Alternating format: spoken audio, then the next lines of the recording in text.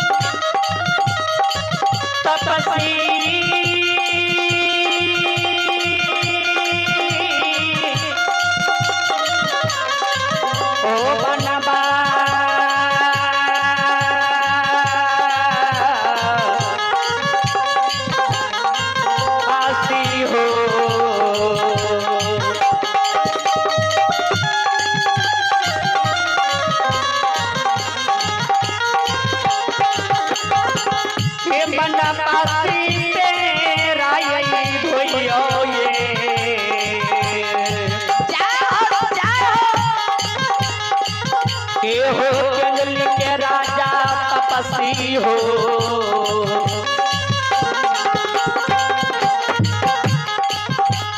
ये बनिया गंगा के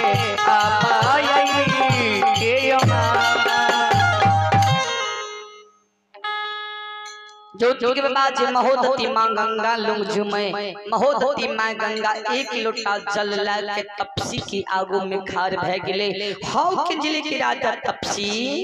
आई हे हो पैर धुआ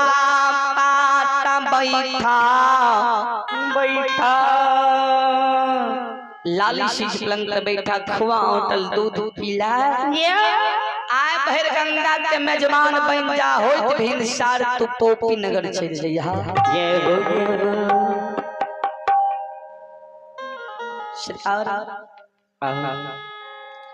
महोदती माँ गंगा के आवाज के बाबा तपसी सुनै छे खल के गे हे गंगा गंगा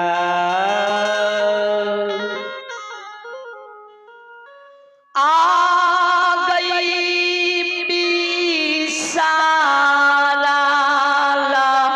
सोगा के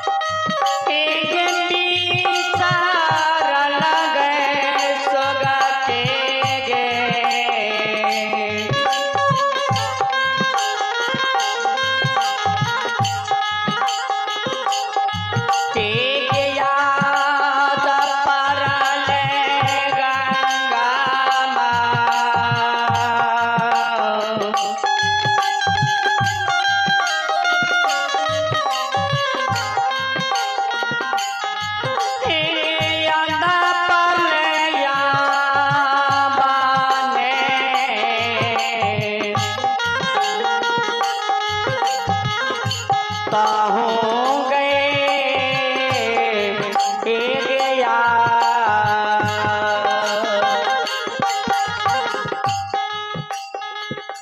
बाबा तपसी कहे छे के गंगा गंगा आज तू हमरा बिसरल शोक के याद पाए दिली गे बेमनिया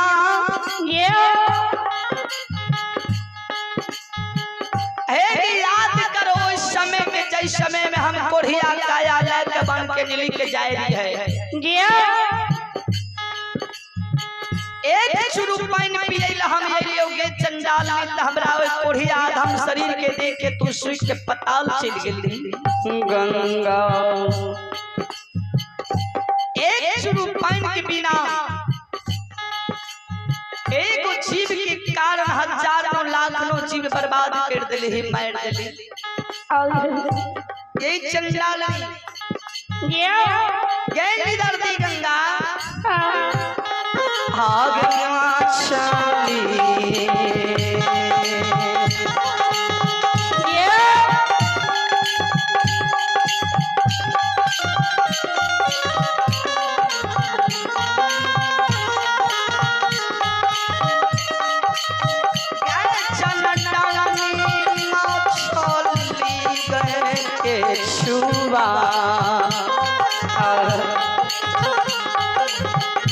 हे मारा लई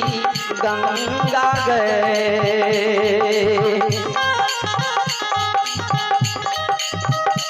हे मारा लई बालू में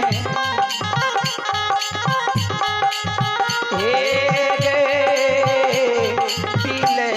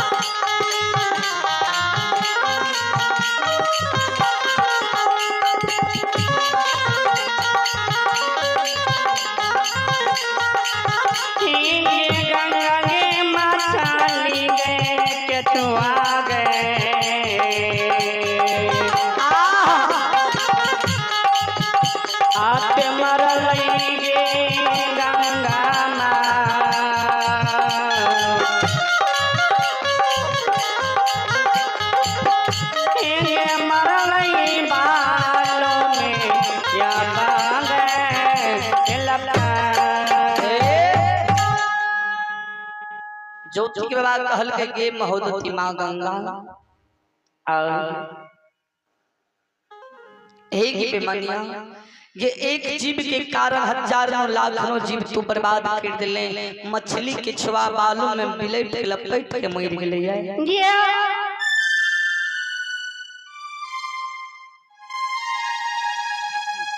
गंगा गए हेगे नहीं हमें तोर में जमान बनबो बनबो नहीं गोर धोइबो नहीं लाली सेज पलंग पर बैठबो आ नहीं खुआ होटल दूध पीबो एक गंगा या ठाकुर जी धर्मराज के कहीं तोर गोर धोइता लाली सेज पलंग पर बैठता खुआ होटल दूध खाता लेकिन हम तोरा मेजबान नहीं बनबो संत शिरोमणि श्रोता बंधु ज्योति के बाबा जे भागल जाए रहे धर्मराज बाबा कल के हो के जली की राजा तपसी की तू भागल जाए रहलो कल के गोसाई कहले रहे जेहने आबे में रह तेहने छाया